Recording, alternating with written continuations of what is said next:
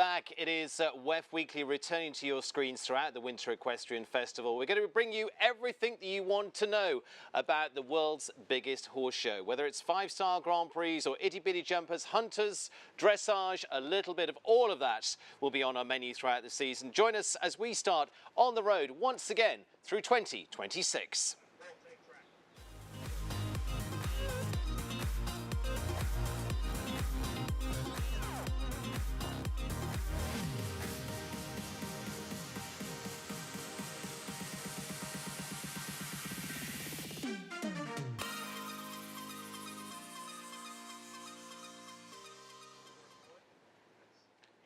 And welcome back, and delighted to say our show this year supported by LeMieux, and it is wonderful to have them presenting WEF Weekly as well. They lead the way in saddle pad innovation, comfort, performance and style, trusted by top riders worldwide as well. You can visit their website at LeMieux.com and LeMieux, worn by the best. And if you're here on site as well, you can visit their store too. So lots of ways to explore all their products as well. So thank you to them, and of course our big supporters throughout the season. This week is the big week for the Palm Beach County Sports Commission, proudly supporting equestrian traditions that define our community, from world-class jumping and dressage to elite hunter-jumper events and polo as well, of course, that's so big here too. Through strategic partnerships, they're elevating Palm Beach County as a premier global destination for equestrian sport. Learn more at palmbeachsports.com. And our returning sponsors as well, delighted to have Dodd Technologies once again, our streaming partner here, engineering extraordinary experiences since 1983. Discover how to elevate your sports, entertainment and corporate events at doddtechnologies.com. So thank you to them, and of course to the USCF and USCF network as well. As always, our live streaming supported by the USCF, supporting our live stream in part with support from US Equestrian Federation and the USCF network as well. So thank you to all of those that have been involved. Like I say, we are back underway at the Winter Equestrian Festival. So let's take a little tour around what happened last week, because would you believe we already have 1 week under our belts. WEF Premier Week was last week, and it not only featured show jumping but also all the elements of the show as well on this side of the road, so to speak. Hunters were well in action. Tori Colvin was on flying form as well, taking over the ride on John and Stephanie Ingram's ride that won the $25,000 USHGA International Hunter Derby on Golden Road. Tori won 4 championship titles in the professional hunter divisions last week as well. So off to a very, very good start for Tori. Of course, highly accomplished rider in both the show jumping and the hunter ring as well. So well done to her. Fantastic start to the season. And to our other winners throughout the first week as well. Ellie Stadrian as well. Ellie, who swept the Ritz-Carlton Residences West Palm Beach. Younger 3-6 amateur owner hunter as well. Champion with Incognito, and very well done to the reserve there. That was wondrous too. Wondrous performances throughout. Very well done to them. Good luck for the rest of 2026. Great start. And to our other winners as well. There were lists and lists of them, but we picked out just a few. Faith Schuttermeyer was one of those two, who's on beat in the older junior hunters, taking champion in the Voltaire Design 3-6 large junior hunter on Viscalno, and 3-6 small junior hunter on Imperial Blue, also champion in the 3-3 Open Junior Equitation as well. So strong start to the season, and a strong start all around for lots of people here as well, several of which are alongside me, I'm delighted to say. And first up, I'm going to the furthest part of my desk, to Kelly Soleau, who was captain of the girls team, winner of Battle of the Sexes. We already had 1 week behind us. You're a champion, Kelly. I would say my team was a champion. I might have not been the champion of the night, but we had an amazing team, and that was probably one of the best Battle of the Sexes that there's been since it came down to a tiebreaker, and thank God for Jess Mendoza. She led us all the way. Yeah, we're going to talk about all of that as we go through. And alongside, we've got your pink pony too, from LeMieux as well. Thank you to them. They've decked it out in pink. in honour of your victory. So Charlie Jane, who was the boys' captain, has got to try and win next year for a little bit of blue in there. Yes, we're going to try and not let that happen. So. Do you want a collection of those? Yes, I would like a collection of those because for a few years we lost and I was very upset about it. One of the first years I did it, we won. And so it was a little disappointing that we lost 3 years in a row. So we came back fighting this year. Excellent, well done. Sean Crooks, to come to you, you're going to have your training hat on. Yes. For WEF again this year. Delighted to have you alongside. You've been up there in the commentary box with me through the summer as well. We teamed up in Aachen and here in Wellington. Sean, it's a good start to the season right now. Thankfully the sun's out, we're ready to go. But last week is really where everybody starts to dip their toe in. Yeah, everyone's around the show, getting their feet wet, training at home, coming to the show, you know, just getting their feet here and seeing what's going on. Looking for new horses always. You know, I've seen everyone running around the show, excited to be here, and Grand Prix winner here next to me. So, absolutely. Yeah, it's exciting and just a great first week to kind of start to slowly get into things.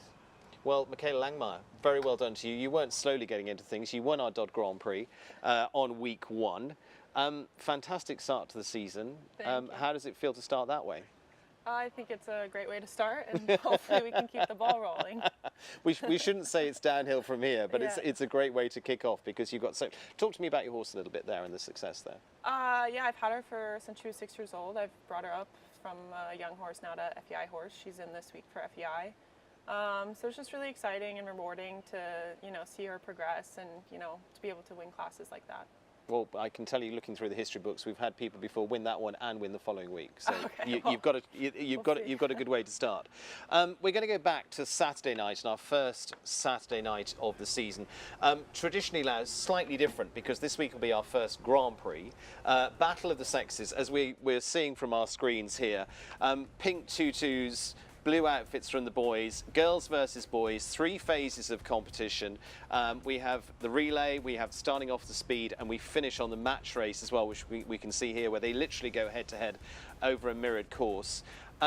Kelly, your team were the winners, but it was was an exciting night.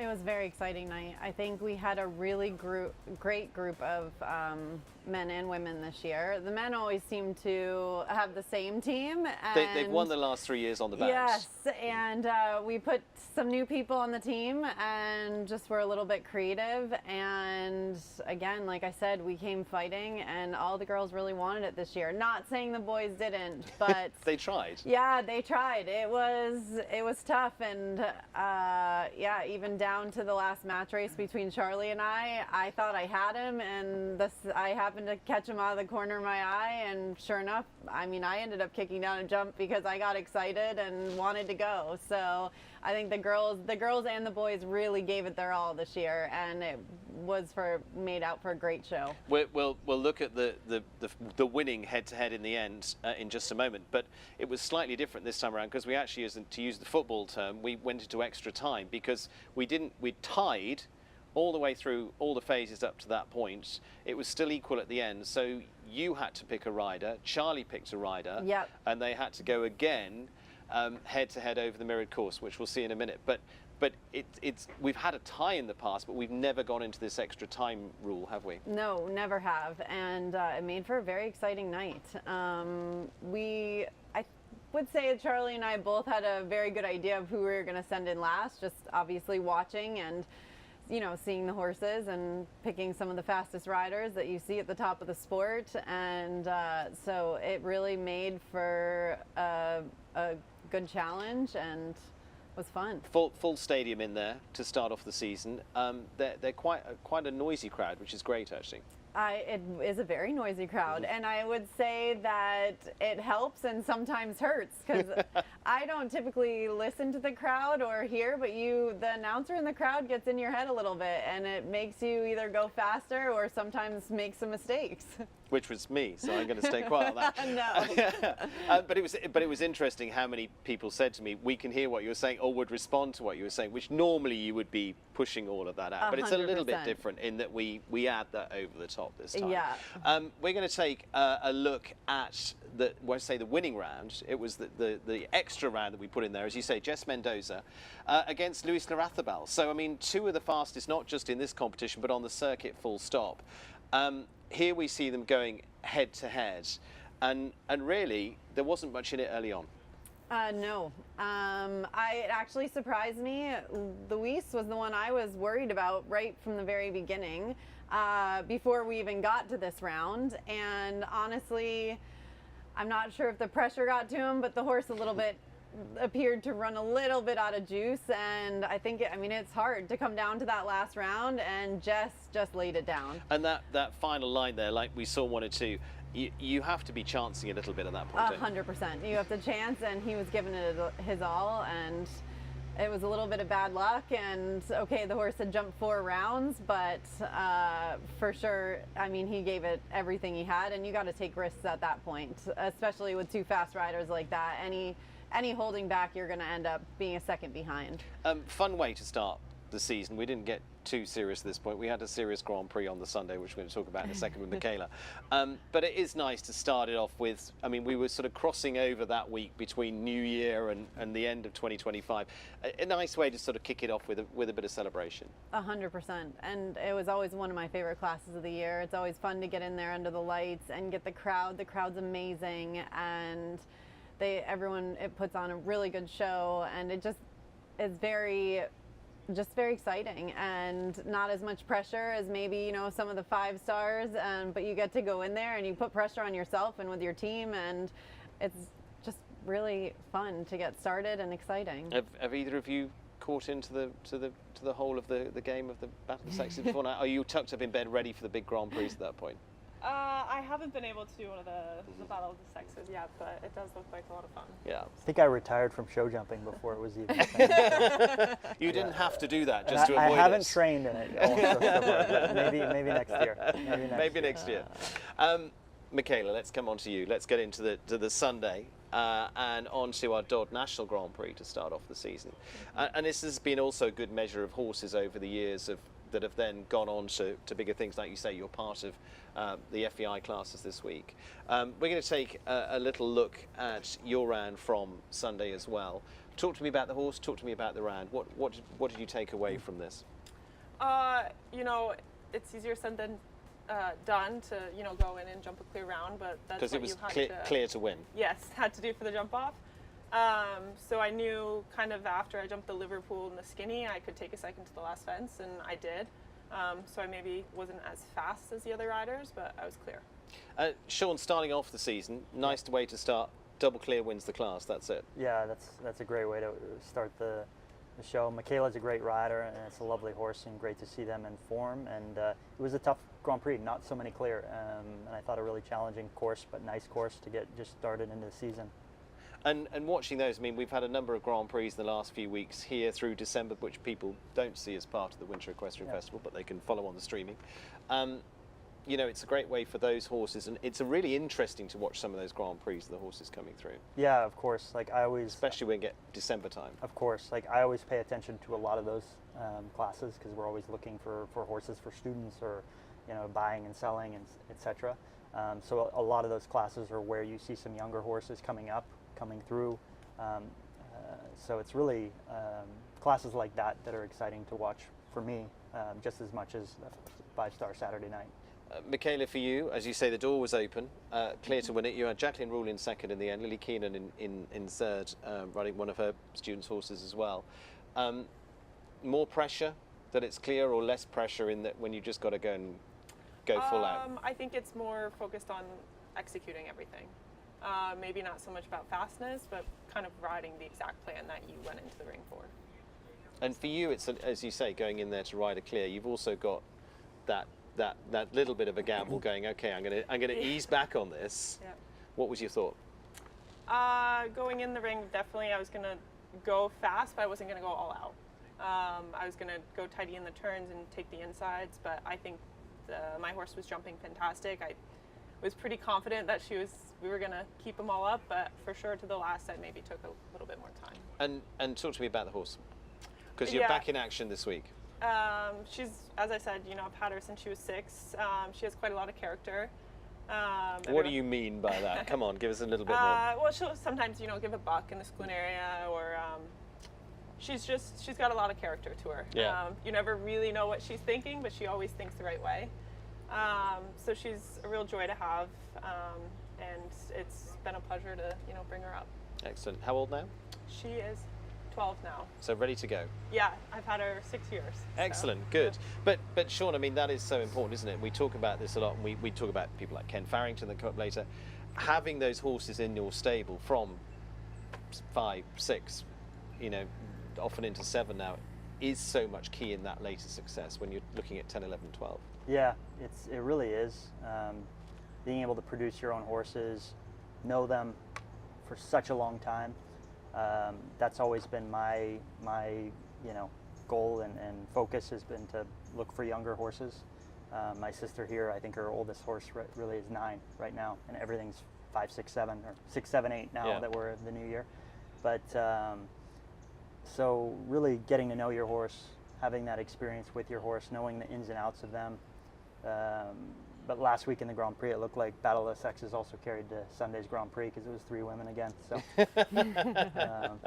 women were doing well last week. They will continue to do well. Oh, Like you yeah. say, you're helping your sister out. You've got your wife here as well. So Yeah. I mean, yeah, you got married last year as well. Yes, yes. Congratulations. Thank you. Yeah, Appreciate it. wonderful. Thank you. Looking forward to seeing Lissy in action. Yes. Let's talk about last year a little bit before we Yeah. move on to this. And we're going to take a little look back at WEF 2025, which 2025 was only just around the corner. But it was obviously a massive year for Ken Farrington and Gray. We'll talk more on that later on.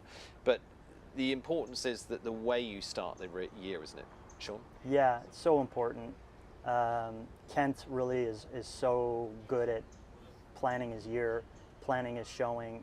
You never see him overshow. He always has a big group of horses that he can really keep his horses fresh, fit, focused. That he does unbelievable, and he's always had a great plan coming here to Florida to really set up his year. I saw him in Geneva the morning of the Grand Prix. He was on the rowing machine cranking out rows because he was disappointed he didn't win that top 10. And I saw him after the Grand Prix, and he said revenge, and Yeah. he was yeah, obviously it was a huge year for him. He's always wanted to win the Grand Prix of Geneva.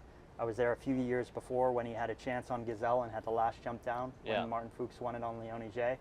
And you know, you never know when those opportunities come up. So Now the big thing last year was not only did they win one 5-star Grand Prix, Yeah. they won back to back. Kelly, you know, having been here, that is some achievement. Oh, it's so much everything he's done this year has been an unbelievable achievement. But yeah, to win back-to-back Grand Prix, 5-star Grand Prix is unbelievable. And if we're looking at that, Michaela, I would put my money on the table and say that is not going to happen again, because that's not easy here. No, it is not. You have some of the toughest competition the whole year here. Those are the 2 of the Grand Prix that we saw. We also saw Emily Conter winning on week 9 as well. Christian Kukuk, of course, going into the Rolex Grand Prix. Let's just go back to Emily here as well. Again, Sean, it was a massive season for her, doing well here, but she carried that on through 2025, didn't she? She was on Nations Cup. She did very well for Belgium. yeah, she did. Fantastic horse. Emily's a great rider, hungry, just a kind of a passionate rider herself. You know, Florida is great coming here because you can really make an elite plan for your horse, whether it's jumping smaller 2-star level and then moving up to 3-star, 4-star, and then really focusing on a 5-star level to kind of get that experience Yeah. and go in the ring and try to win. And sometimes it takes just one win to carry you through on your, you know, 5-star career. I mean, it's really And that was her launch pad. that was her launch pad. So Very definitely. Going back to the ladies winning. Kelly, we then went, how do we get even bigger than that? Christian Kukuk then went back to back to win the Rolex Grand Prix, the US Equestrian Open there. from his point of view, I mean, an amazing day for him. He also became a dad during the middle of the night in the run-up to that. Yeah. That's not easy to keep your focus, I wouldn't imagine. No, I cannot imagine that at all. And that was an incredible night. That horse is unbelievable.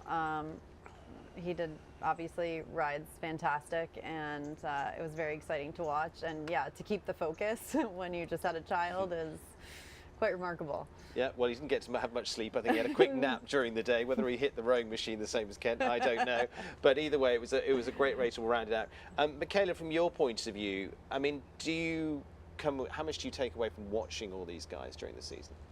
I think a lot. I think you can learn a lot from watching these guys, just flatting the horses to the split area, to their tack, and their program and what they do. I think it's really important to watch. Just get out there and watch them. Shauna, are there any ones that you sort of say to pupils, go and sit and watch that rider out there? Yeah, a lot, and it really probably depends on the pupil, their style as well, because you got to kind of match yourself to someone who rides similar to you or someone that you want to ride like. So the fortunate thing is you have here so many international riders, so many Olympic medalists. So really take your pick, Yeah. And there's so many good young riders here. Majority of what I learned in my riding career, because I wasn't the most talented, so I spent most of my time on the ground was watching. Yeah. And so I think that's the place to really do it here in Florida, is just watching. Yeah. So Kelly, same for you? Same. In any of the different rings, you can learn so much for any of them, from watching them train the young horses to the top 5 stars and schooling area and everything that they do. Like you said, the tack, the equipment, the program, even honestly hearing what they do to get ready, like Kent working out so much and just really being athletes and taking care of yourself as well. So basically, for anyone out there, come down and watch during the week. You can come and see the best in action and basically get a free lesson watching them, which is great. We talked to you a little bit about the performances of last year, and Sean, what I was talking to you about was brilliant performance of Laura Crouch and Bisquetta. And we're going to see a little of this because they were so close in the Rolex Grand Prix as well, but a massive season for them. She won the Dublin Grand Prix. She won in California a few weeks ago. She was second in Arc in the Grand Prix, but talk me through what was an amazing year with this horse. Yeah, the horse, 10-year-old last year, and really just started to step up. Laura's a magician at producing horses, and I felt like this second place in this 5-star really springboarded their career. The horse has won $1 million in its career. 85% of that, it's won in the last year. So, Nations Cup, Aachen it won, Rome, Nations Cup won, Grand Prix in Rome, I think it was in there as well. And sorry, this year it's coming actually 12. Last year it was 11. I have kind of a pick for the World Championships. I would watch out for Laura Crouch on Bisquetta. They're really coming in the prime of their career, and I think the last year was really springboarded by that one major performance there. And sometimes it just takes a big placing like that to be able to believe in yourself and your horse. You always believe in yourself, but to just take a breath and be able to just continue on focusing on trying to win. And knowing that you're doing everything right. So I don't know, Bisquetta, WEG, Aachen, medalist, individual. We're calling it now. I'm calling it We're now. calling it now. Excellent. I'm delighted to hear that. I was lucky enough to be in Dublin when she won the Grand Prix there. That was exciting. Only clear round. Absolutely. That made it really interesting. That was amazing. That was fascinating. We've had a few here as well like that, but that was exceptional. Kelly, anyone that you're really looking back on last year that you went, that's an amazing year? I mean, Kent Farrington's the obvious one. Kent Farrington, yes, is the obvious one. And Laura, I love watching Laura. Just like you said, she is a magician, producing horses, and to watch everything that she's done through her career and continues to do is unbelievable. So, yeah, and honestly, all these top riders, it's just so interesting to watch them all and the horses and the things that they do and produce. But yeah, I would say obviously Kent, but yeah, I agree. Laura's one to watch out for. It was a big year always. for Laura as well. I mean, because the thing is now, and we'll come on to this, we have 2 lady riders now back in the top 10. Yes. which is great to see with Laura Crouch and Nina Malave as well. Yeah. She's topping the U25 list. Yeah. So you know, U25s came through in a big way last year. Yeah, for sure. And honestly, it's amazing to see Nina, the success she's had last year, you know, springboarding up to the top 10 and that big win in Brussels. Yes. So, and kind of continued through the year. It was a massive year for the youth. We'll come on to that as well. We talk about here in Wellington now, Wellington International, one of our strap lines is where champions are made, and we're actually going to just reflect on one of the champions that has been here in Wellington, that retired at Christmas, and that was the Great Explosion. With Ben Mayer, that won the, of course, Tokyo Olympic individual gold. But they were jumping here back in, 2017, back early on in the career. Here we go. Back very early on in this horse's career, jumping out there in the international arena. But, I mean, by the smile on your face, Kelly, I mean, this was just such an impressive horse. He was so incredible. And it was like watching an equitation horse go around. His name said it all. He was explosive, and you wouldn't necessarily think, you know, when he cantered in the ring, and he was just so beautiful to watch across the ground, and yeah, just every jump was correct, and so just everything, power, explosion. That's exactly what. And here's was his retirement in London. But as we saw there, Emily Mason, Carly Anstey, Daniel Zetterman were a few involved in the early days with Ben and his team, and then Ben, of course, went on to win Grand Prix after Grand Prix, but with that crowning glory in Tokyo as well. So where champions are made here in Wellington, we now see a champion has gone full circle and achieved it all. And of course, last year's twice Grand Prix winner there with Checker 47, the Olympic champion in 2024. So as you say, Sean, this is a great place to be looking at going, there's a high percentage the world champion is sitting out there over the next few weeks. Yeah, of course. I mean, I've had to experience it with myself and my students. Former student Yali Mataleneo came here, really qualified for the European Championships here. Just being able to kind of get her feet wet in the 4-star Grand Prix level, qualified, that set up her European Championship run, came in 11th in that. Yeah. And then the following year with her second horse, it was building up for the World Championships in Herning, where she finished 19th. Florida, we built that, you know, and it's such a nice place for especially younger riders to be able to build that, to kind of step up, get their feet wet in the higher level, and then, you know, you're 2 minutes from home where you can train, work, play with bits, play with how you flat your horse, how you feed your horse, so you're constantly around your horses, and you can really build a customizable plan for them. So you see a lot of championships, horses being made here. Yeah. Explosion won his when he was 12. Yes. In Tokyo, right? Tokyo, yeah. 2021. Bisquetta is turning 12 this year. There you go. Yeah. Oh, Ken, watch out. Michaela, so you're on the right path as well, because you're in that 25 category. Let's take a little look with some of the young horses that we saw out earlier on last week, as well into our Grand Prix last week.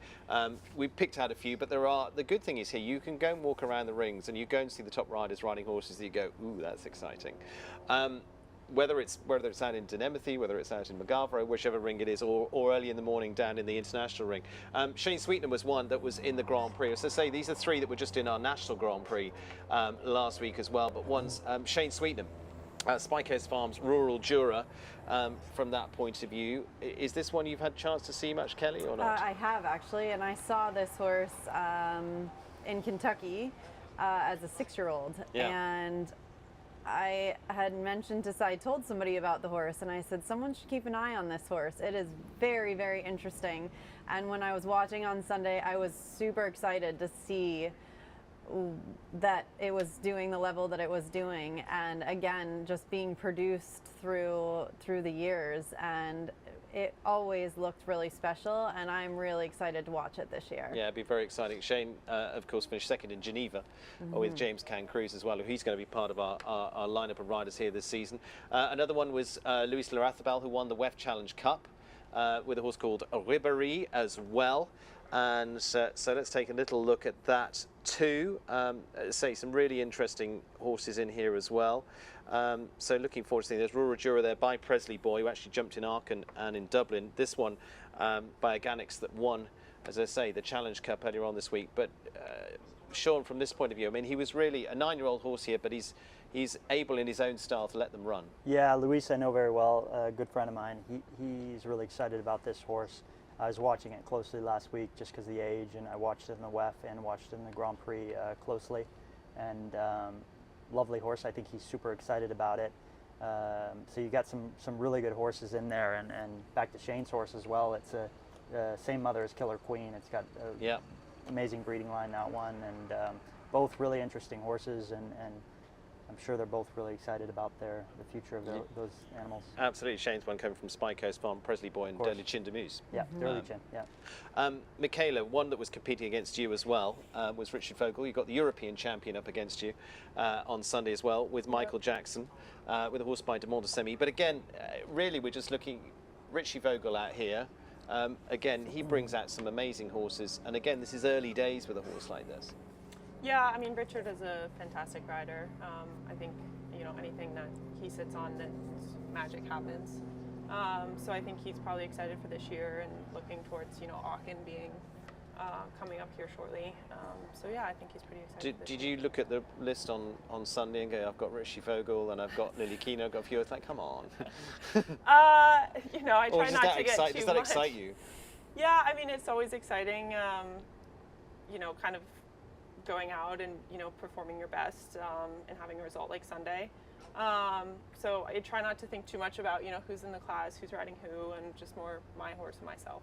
Excellent. So. Well, any others you want to add in on the list that you're excited about seeing this season yet? Or we might catch up on this in a few weeks' time as well. Yeah, I think we can catch up on it. We'll catch up so in many a few good weeks. ones. There's so many good ones. I know So we've been seeing quite a few even today out in the other rings. We talked young riders as well. As they said, it was a massive year for the 25s and under last year. Nina Malave is one we mentioned in there as well. Finishing the year was the 20-year-old Tom Watchman, who's also jumping here. Yes, he jumps for Ireland, but he won the London Grand Prix. Indoors, trains with Cian O'Connor. We've got a little bit of that of Tom in action indoors in London. But again, you know, his brother Max has been competing at the top level as well. It's been a really good passing of the baton through, the whole family being involved in this, Sean. Yeah, it is. Fantastic riders, competitors. Really, their life revolves around horses, and horses revolve around their lives. It's really cool to see. They're great riders, great competitors, and really nice guys.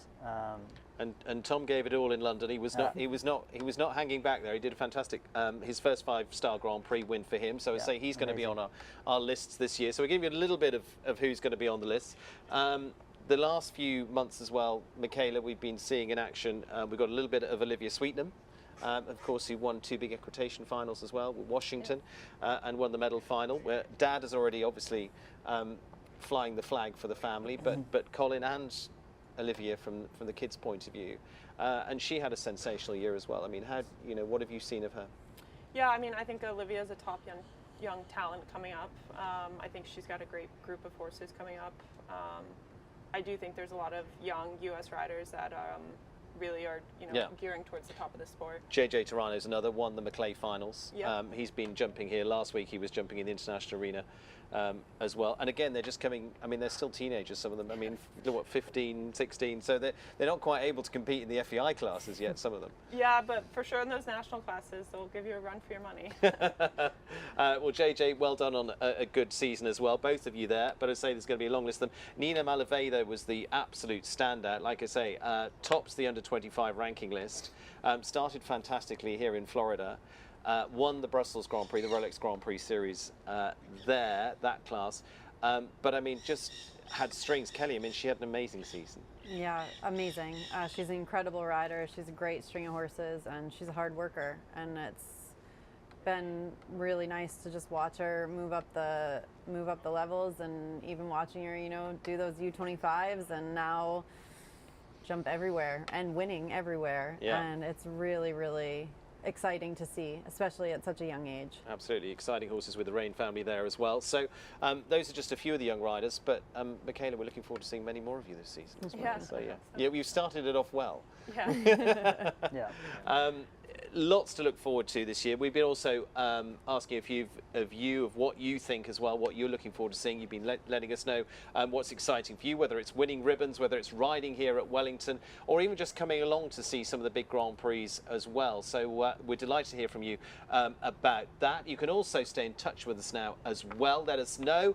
Often it's through our social media, but we also have an email for you to let us know all about what you're up to. That is wefweekly@wellingtoninternational.com. Email us any of the questions you want us to ask, any of the riders you'd like to see on the show, and send us some of your videos as well of you competing wherever it is, or if you're here at the show, you're enjoying one of the Saturday nights, or you're just here during the day, send all of that to us. We want to hear from you as well. We want to get you much more involved in the show this year as well. So we want to hear from all of you watching at home, like I say, nice and easy, wefweekly@wellingtoninternational.com. So loads coming up this season, lots to look forward to.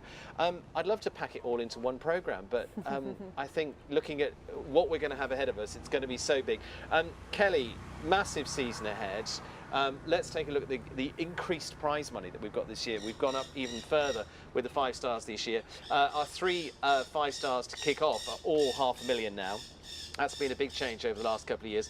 Fidelity Investments 5-star Grand Prix to start off. New sponsors, Modon, delighted to have them on board. $500,000 Grand Prix, $500,000 Bainbridge Companies, and $1 million Rolex US Equestrian Open Rolex Series event. Kelly, we've finally hit the million. We've been waiting for it. Exactly. No, it's really incredible what they've done, and yeah, there's no place really like it around, and the amount and everything that they're giving back to the sport and putting in for us, and bringing crowds, which is very exciting because you don't normally see that other than in Europe, and we're very thankful. Yeah, big prize money there. Sean, as Kelly said there, and I know, it's, if I look around, you can still get tickets to go and sit and watch in the seats, but anything else is pretty well sold out, sold out, sold out. Very little availability for anything this season because it has been so popular in a great way. Yeah. As Kelly said, that's great to see here. Yeah, great to see the prize money increasing. I think for the top level riders, it's great to see these horses are you know, it costs a lot of money to build the teams around these horses and the horses themselves. So it's great to see the prize money reflect that. Rolex has done an amazing job with that help of sponsorship, and really excited to see this year coming forward. Looking forward to it. Michaela, from your point of view, like all of you, you're all competing in all the rings here. There's been a lot of work here on site, again, between last year and this. A lot of improvements from that point of view. It's made it, again, it's the place to come to bring your championship horses for the future, and for all levels. Like we say, the great thing is here, you can go out there, it's itty-bitty jumpers, Yeah, and it's people enjoying every bit of the sport. No, they've really done an amazing job. You see a lot of difference in the facility this year, and you know, part of that is the increased prize money, which I think is going to make fantastic show jumping this year. Excellent, looking forward to it. Well, you've taken a chunk of it to start off with, yeah, which is great, and you've had a piece of it as well. Yeah, it was nice. So sure, it's just left to you now to take a piece, but there's plenty of weeks. Looking forward to that.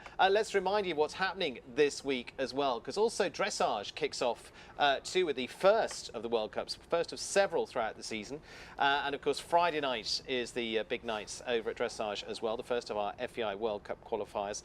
Looking forward to that, and we also know we've got some big names coming through the season. I'll keep that a little bit under wraps. We've got some massive names coming in from the world of dressage into later weeks as well. Looking forward to that. This week, back to this week, week 1, it is the $32,000 Adequan WEF Challenge Cup. Already had one stage of this last week, but of course it is week 1 and into our first FEI one, and that will be underway tomorrow, so join us for that as well. Again, you can watch all of that, wellingtoninternational.com/live.